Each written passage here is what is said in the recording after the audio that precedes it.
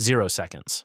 Roughly 74,000 years ago, the Toba volcanic system in northern Sumatra produced the largest eruption in the last 2 million years. The youngest Toba Tuff event, a VEI-8 super-eruption, ejected somewhere around 5,300 cubic kilometers of material, buried vast areas of Sumatra under ignimbrite, and sent ash across a footprint larger than 40 million square kilometers. Evidence of it has been found across the Indian subcontinent, in ocean cores across the Indian Ocean, and as far away as East Africa. It's happening again. The difference this time is the island of Sumatra holds 60 million people. Malaysia and Singapore sit in the direct fallout corridor, and the atmospheric effects of a Toba-scale eruption will eventually reach everyone else. The first rupture opens beneath Lake Toba now. 1 second later, the caldera tears open. Gas-rich rhyolitic magma, under enormous pressure, fragments explosively as it reaches the surface. Multiple vents open simultaneously along the caldera structure. Not one mountain exploding, but a volcanic system, roughly 100 by 30 kilometers, beginning to evacuate itself. Ash, pumice, and rock are blasted upward. Fresh fractures race through the caldera floor. Tuk-Tuk, Tomak, Ambarita, Pangururan. The towns and villages on Samosir Island, sitting in the middle of Lake Toba, are not watching a distant eruption. They are already inside the first disaster zone. People on the ferry crossing from Parapat to Samosir film the first column for a few seconds before the crew cuts the engine and turns the vessel hard toward shore. In the towns around the lake, everyone runs, but there's no obvious direction away from a caldera tens of kilometers across. 5 seconds later, Samosir begins breaking apart. Multiple explosive vents are operating simultaneously. Violent seismic shaking hits the caldera. Roads crack, steep slopes collapse into the lake. Ballistic blocks, chunks of rock blasted from the vents, begin punching through rooftops across the inner basin. Sections of shoreline slide into Lake Toba, generating waves that batter the remaining shores. Ferry passengers who crowded onto open decks because the ceiling was collapsing inside the cabin discover the open deck is now receiving pumice and falling rock. There is nowhere better to be. The eruption column is already enormous and climbing. 10 seconds later, Lake Toba disappears beneath the cloud. Several eruption columns merge into one. Volcanic lightning flashes through a rapidly expanding black mass rising above Sumatra. Daylight around the lake collapses. Not dims, collapses completely. The Toba event reconstruction requires an eruption column around 42 kilometers high. What's forming above the caldera right now is approaching that. Parts of Samosir are cut off from each other by rock falls and fresh fractures. Parapat's waterfront is struck by landslide-generated waves from the collapsing shoreline. The columns are becoming too massive to remain entirely buoyant. 1 minute later, the first towns are erased. Parts of the eruption column collapse. Enormous pyroclastic density currents, dense, turbulent mixtures of superheated gas, ash, pumice, and rock, accelerate outward across the caldera basin. They move faster than any vehicle on any road in the region. Tuk-Tuk, Tomak, Ambarita, Pangururan, and Parapat are overwhelmed. Buildings are crushed, burned, or buried. Road networks disappear. Large sections of the original settlements cease to exist as recognizable places. Some people shelter inside concrete buildings because they can no longer see outside. The structures are subsequently engulfed. There is no meaningful surface evacuation once a major pyroclastic current is approaching. Distance before the eruption was the only protection. That window is gone. 10 minutes later, North Sumatra begins disappearing. Repeated column collapses produce new pyroclastic fronts. They spread through valleys and across broad terrain, following low ground, filling river channels, overtopping ridges. Forests covering entire hillsides disappear beneath hot deposits, advancing faster than any fire. The ancient Toba event left ignimbrite across roughly 30,000 square kilometers of Sumatra. The realistic end state is not thousands of damaged homes. It is vast areas of entirely new volcanic terrain where villages and towns used to exist. Emergency dispatch centers lose entire districts from radio contact simultaneously. Rescuers driving toward affected areas find that the roads ahead haven't been blocked by debris. They've been buried under fresh volcanic deposits meters deep. Some turn around, some don't have time to. 30 minutes later, Medan enters the catastrophe. Medan, a city of 2.5 million people, roughly 60 kilometers north of Lake Toba, falls beneath extremely heavy ashfall. Midday becomes near darkness. The airport shuts down. Road visibility collapses to meters. Engines begin ingesting abrasive ash and failing. Drainage clogs. The power grid develops widespread faults. Lava doesn't reach Medan. In the maximum scenario, unusually mobile dilute pyroclastic surges can threaten parts of the southern metropolitan fringe. But the city doesn't need dense pyroclastic burial to become catastrophic. The ash alone is enough. Motorcycle riders remove scratched visors and immediately find they can barely keep their eyes open in the ash-filled air. Mechanics wrap improvised fabric around vehicle air intakes to keep engines running another hour. Supermarkets run out of bottled water before they run out of food.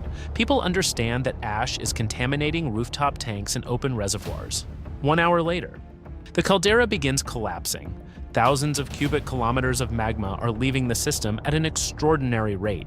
The crust above the emptying magma reservoir can no longer remain supported. Huge blocks of the caldera floor begin subsiding into the reservoir below. Every major collapse pulse forces more material outward. New pyroclastic currents erupt from the collapsing system. Lake Toba itself is unrecognizable. Sections of shoreline have moved vertically. Massive landslides continue entering the water. Repeated waves batter whatever shoreline remains. Samosur's pre-eruption geography is disappearing in real time. Survivors on isolated high ground check GPS and find it showing roads crossing places now occupied by collapsed scarps, fresh cliffs, and deep volcanic deposits. The digital map is already obsolete while the eruption is still happening. 3 hours later, North Sumatra is being physically remade. Pyroclastic density current deposits stack on top of earlier deposits. Some valleys are filled with tens of meters of material. Forests covering entire hillsides have gone. Large portions of the drainage network have stopped functioning. Temporary volcanic dams are forming where material has blocked river channels. In Medan, ash accumulation keeps increasing. Weak roofs begin collapsing. Industrial warehouses, long-span commercial roofs, anything covering a large flat area. Repeated earthquakes worsen the structural damage already caused by the ash load. Some buildings are deliberately evacuated, not because they're on fire, but because occupants can hear the structural beams beginning to crack under the weight above them. 6 hours later, a major earthquake hits an already devastated region. Thousands of earthquakes have accompanied the magma movement and caldera collapse. In this maximum scenario, stress changes triggered by the eruption help rupture a nearby segment of the Sumatran fault system, a M7 class earthquake on top of everything else. Ash-loaded structures in Medan that were cracking under the weight above them now lose walls entirely. Mountain roads collapse. Fresh landslides bury evacuation corridors. Damaged water mains rupture again. Thousands who had moved outside to escape failing roofs now have almost nowhere to shelter from the ash. Hospitals that moved patients under temporary awnings lose those shelters when ash accumulates on top of them too. Medical staff are treating crush injuries, burns, and respiratory cases simultaneously in open air in an ash storm. 12 hours later, Kuala Lumpur starts being buried. The enormous ash umbrella has spread across the Strait of Malacca. Heavy ash falls over peninsular Malaysia. Kuala Lumpur enters volcanic darkness. This is not millimeters of ash. Geological evidence from the original Toba event eruption places the thickest known deposit near Kuala Lumpur at around 85 centimeters. Wet tropical ash becomes enormously heavy. Roofs collapse, warehouses fail, roads become deep gray tracks that vehicles can no longer navigate. Kuala Lumpur International Airport becomes unusable. The Petronas Towers may remain standing. Much of the low-rise city below them is experiencing structural failure across entire districts. People are dragging furniture and timber underneath sagging ceilings as improvised supports. Shopping centers shut their largest halls and direct everyone into smaller concrete spaces with lower roofs. Flat-roofed buildings become continuous shovel lines as ash keeps falling, and the equatorial wet season turns it into slurry. 1 day later, the main eruption phase ends. By the end of the first day, the paroxysmal phase has discharged an almost incomprehensible volume of magma and ash. A best-fit reconstruction of the original Toba event fallout gives an eruption duration of roughly 15 hours. The catastrophe that reshaped Sumatra happened in less than a day. Toba can continue hydrothermal and eruptive activity afterward, but the primary VEI-8 discharge is now declining. From satellite imagery, the true scale becomes visible for the first time. A colossal ash cloud covers enormous portions of Sumatra, Malaysia, the Indian Ocean, the Bay of Bengal, and South and Southeast Asia. Penang is buried. Singapore is worsening. Flights across Jakarta, Bangkok, Kuala Lumpur, Singapore, and large portions of South Asian airspace are impossible. 3 days later, Singapore shuts down while the ash front crosses India. Singapore's problem isn't roof collapse. Its problem is that transport, filtration, drainage, electricity, water treatment, and shipping are all stressed at once, in a city-state with no agricultural land and no domestic food production. Changi Airport remains closed. Marina Bay sits under gray-brown half-light. Office towers designate a few floors as filtered air zones and shut ventilation to the rest. Industrial respirator cartridges have become more valuable than electronics. Across the strait, conditions in peninsular Malaysia are far worse, some areas still receiving ash, others beginning the impossible task of removing what has already fallen. Across the Indian Ocean, the ash front is reaching the subcontinent. Chennai, Bengaluru, and Hyderabad receive disruptive ashfall. Ancient Toba event ash is preserved across the Indian subcontinent in geological deposits. What archaeologists have been reading in soil cores, farmers in Tamil Nadu are now sweeping off their fields. Tractor engines are wrapped in improvised cloth housings to keep abrasive particles out of the machinery. 1 week later, rain creates a second North Sumatra disaster. Tropical rainfall hits enormous unconsolidated ash and pyroclastic deposits that have been baking since the eruption. Lahars surge down new and old valleys simultaneously. Volcanic dams breach. Rivers abruptly change course. Mud flows destroy bridges and road sections that survived the eruption entirely intact. North Sumatra enters a cycle. Ash, then rain, then lahar, then blockage, then flood, then another lahar, with no recovery window between phases. Medan now contains 2 different disasters simultaneously. Some districts are digging through ash. Others are dealing with water backed up behind blocked drainage and sediment-choked rivers that no longer follow their original channels. People park vehicles on ridge lines whenever storms approach because the valley roads can't be trusted to exist by the time they return. 1 month later, Toba changes the atmosphere. Fine ash has largely settled out of the upper atmosphere. The sulfur is a different problem. Toba injected enormous quantities of sulfur dioxide and halogens into the stratosphere, where they react with water vapor to form sulfate aerosols, reflective particles that block and scatter incoming sunlight for months to years. The sky becomes more diffuse, temperatures shift, monsoon patterns are disturbed. The magnitude of Toba's historical cooling remains genuinely uncertain. What it does show is colder growing seasons, weaker sunlight, and disrupted monsoons across agricultural zones that were never buried under ash. North America and Europe see abnormal seasonal weather. Major Asian agricultural zones face monsoon disruption. Governments are already quietly competing for grain contracts while the public is still focused on ash cleanup. Modern chemistry climate modeling also finds that a Toba-scale eruption could cause severe tropical ozone depletion lasting more than a year. Ultraviolet levels rising across regions that have no idea they're receiving more radiation than usual because the sky above them looks completely clear. 3 months later, agriculture begins failing across several regions at once. South and Southeast Asia already suffered direct volcanic destruction. Now other agricultural regions are losing output. Cold, reduced sunlight, and altered rainfall striking crops at different stages of growth. Asian rice production falls. Grain regions in the northern hemisphere experience frost outside normal seasonal windows. Monsoon-dependent agriculture becomes unpredictable.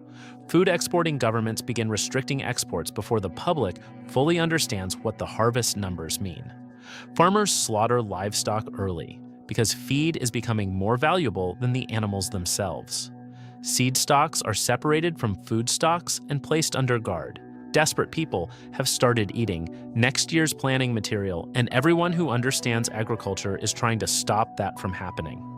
Large restaurant chains drop entire menu categories. Black markets are trading calories, not phones or computers. 6 months later, the volcano is gone from the headlines, but the deaths keep rising. Large sections of North Sumatra still cannot support their pre-eruption population. New Lahars continue cutting fresh channels through what was already destroyed. Malaysia is still removing ash from cities, reservoirs, farms, ports, and drainage systems in regions that received very thick fallout. Singapore is physically cleaner, but operating in a trade and food environment that no longer resembles what existed before the eruption. Globally, food reserves are shrinking. Countries dependent on imported staples face severe shortages. Migration is no longer moving away from disaster zones only. It's moving toward regions still capable of producing reliable food. Cargo theft has shifted toward grain trains, fertilizer shipments, and refrigerated food trucks. A functioning tractor is now worth more than most consumer goods because mechanical repair capacity and agricultural equipment have become survival infrastructure. 1 year later, Toba has stopped erupting. The catastrophe has not stopped. The landscape around Lake Toba has been radically and permanently transformed. Tuk-tuk, Tomak, Ambarita, Pangaruran, and Parapat no longer exist in their former form. Samosir has been reshaped by collapse, burial, and a year of lahar erosion. Vast areas surrounding the caldera lie under ignimbrite and remobilized volcanic sediment. Some former valleys are filled. Some rivers flow in channels that didn't exist before the eruption. Medan operates at a fraction of its former capacity, a surviving city managing an ongoing humanitarian operation in the devastated region to its south.